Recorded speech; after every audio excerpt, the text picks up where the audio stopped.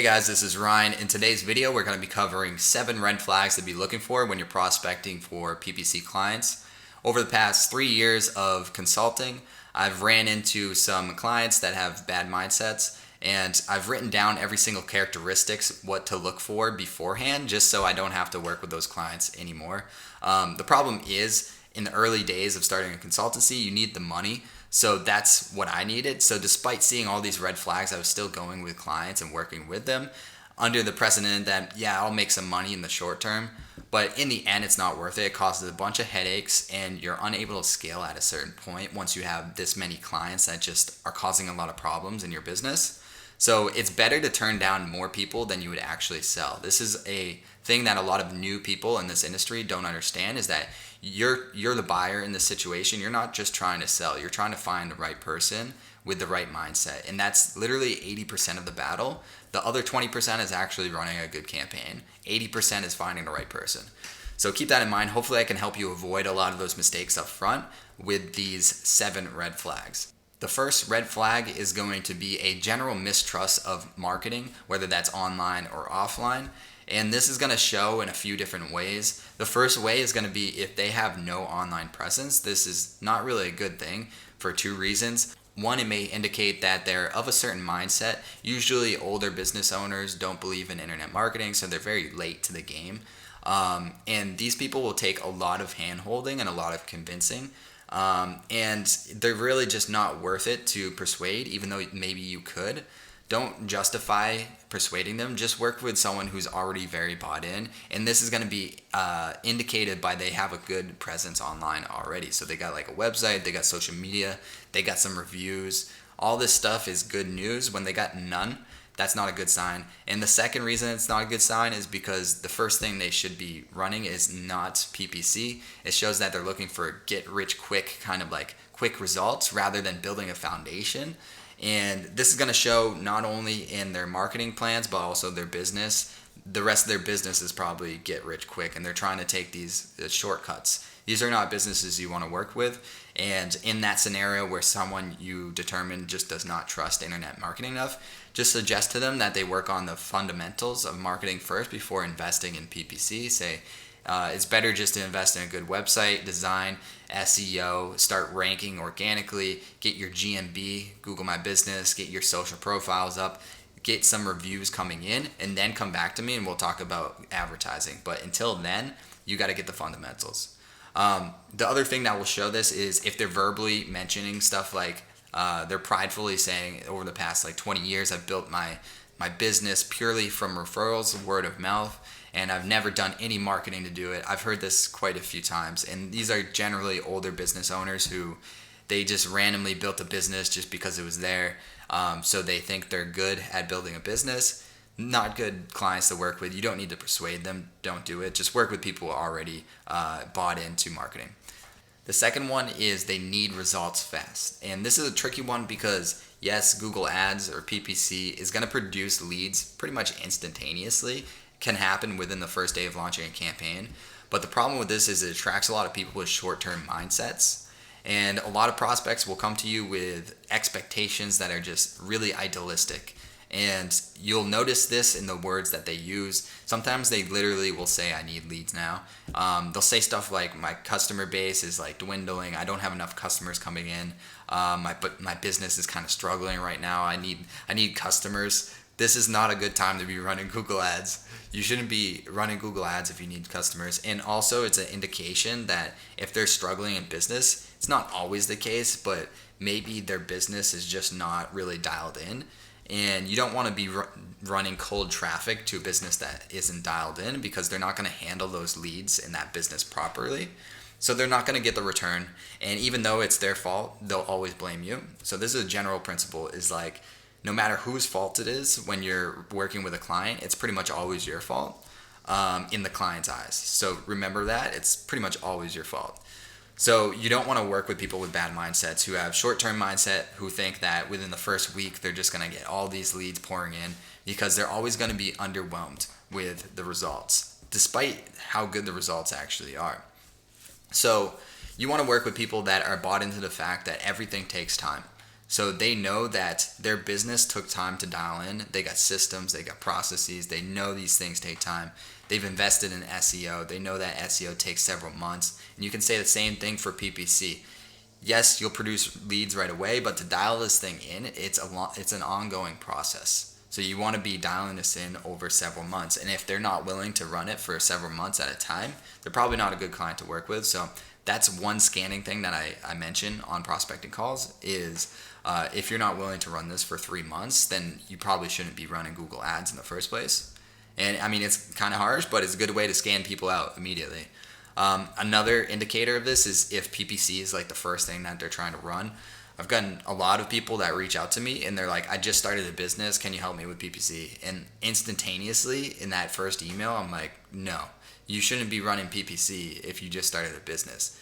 You should build a business organically, build a fundamental basis off of like SEO, actually word of mouth, cold calling, like get your systems down and then run cold traffic to it with advertising. Shouldn't be the first thing that you do. Third is going to be lack of communication. This is a big one. A lot of business owners just don't understand like professional communication. This is going to show both in like email as well as phone calls.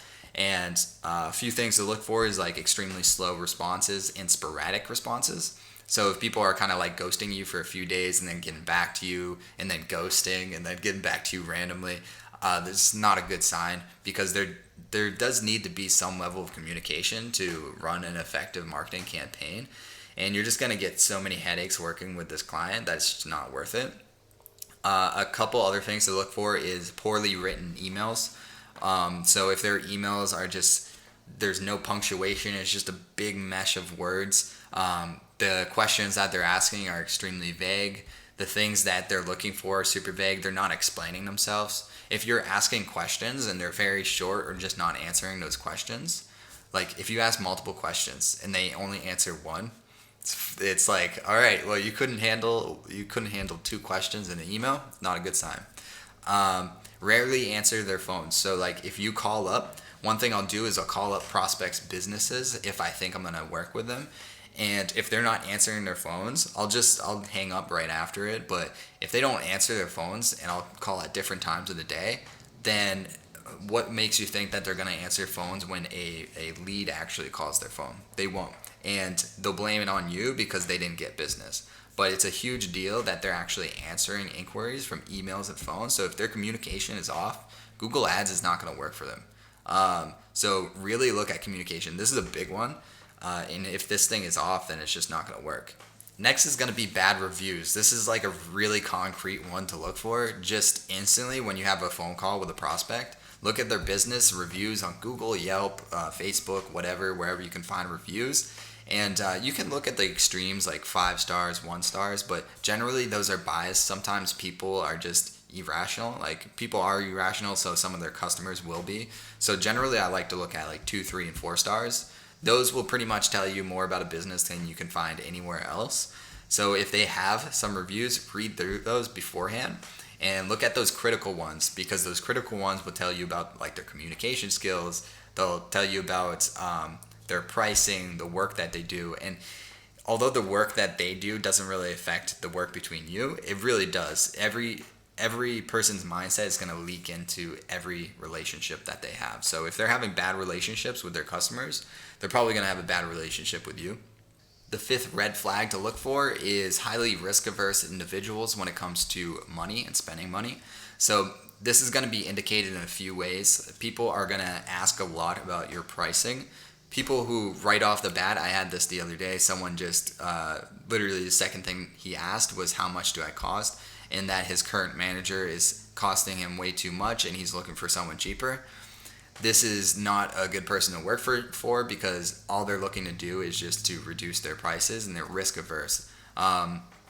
They cannot afford to lose all the money that they budgeted for ads. So this is a big one.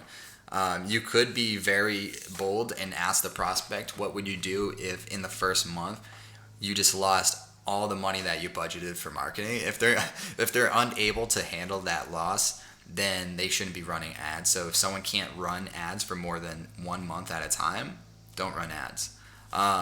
Ads are in a sense sort of like betting. They're more predictable. You're gonna get better results and make money from it.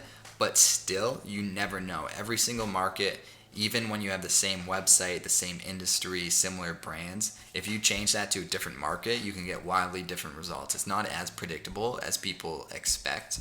So in a sense, it is still betting. So if people cannot risk losing their money, then they shouldn't be doing it in the first place. Another thing to look for, and this is hard to find, but if they're in like heavily in debt or something like that, like their business is struggling monetarily, don't be running ads. A lot of people talking about they need more customers, they're running out of customers. It's not a good sign.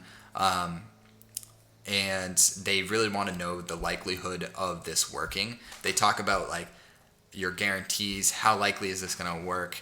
I actually had a guy maybe like 2 months ago ask me what is the probability of me reaching his goals, and I told him 69%. And I got a laugh out of that. I didn't end up working with him, but it's totally fine. I think he was too risk averse. So that's one thing to look for. The sixth red flag is going to be a lack of respect for your expertise as a consultant. A lot of times people will come to you almost with a job proposal where they're acting like you are just an hourly agent, a contractor who knows nothing, and you are just going to follow this plan and you're going to fall into their plans and their systems. Don't fall into their plans and their systems. Have your way of doing things, and if people want to scope creep and have you do extra stuff, don't do the extra stuff.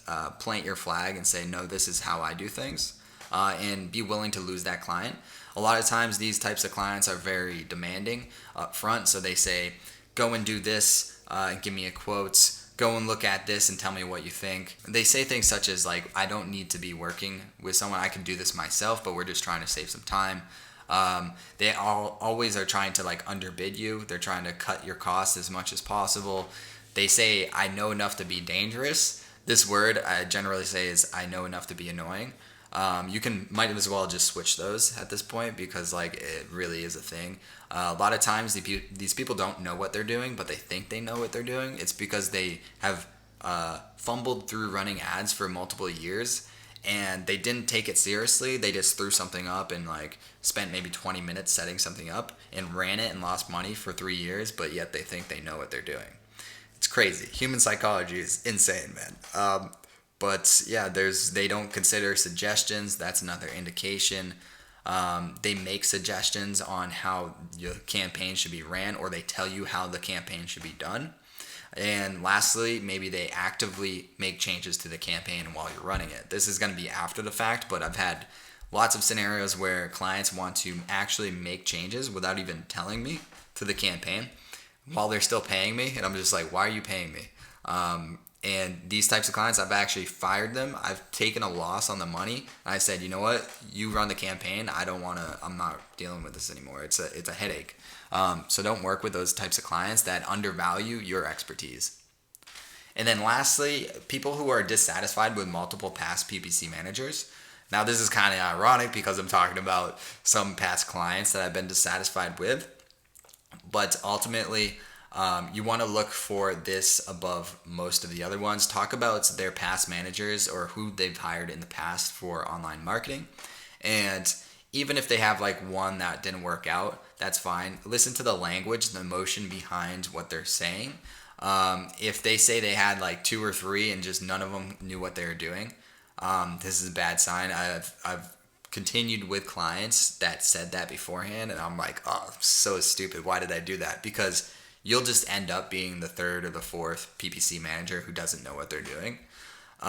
It's been funny a couple times. I've still been attached to some of their accounts, and I can watch the change history on their PPC, and I can see all the different PPC managers that they're going through. So after me, they go through like another 3 or 4. I'm just like, this person is incessant. They'll never find what they're looking for. So really dig into their past hires and how it went with them, why they think it didn't perform as well, what they did good, what they didn't do good. If they can't say anything good about them, if they're very emotional and just like quick and speaking in very like generic terms, like they didn't know what they were doing. Oh, it was horrible. I keep getting scammed. Someone says they keep getting scammed.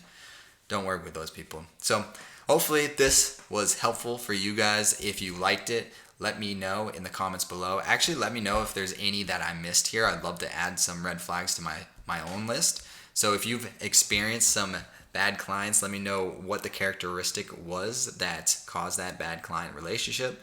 Put that in the comments. Like this video, help it out, get some more reach. If you like these types of this content around PPC, lead generation, a little bit around SEO, just marketing in general, subscribe to the channel, hit that subscribe button, and I'll see you guys in the next one.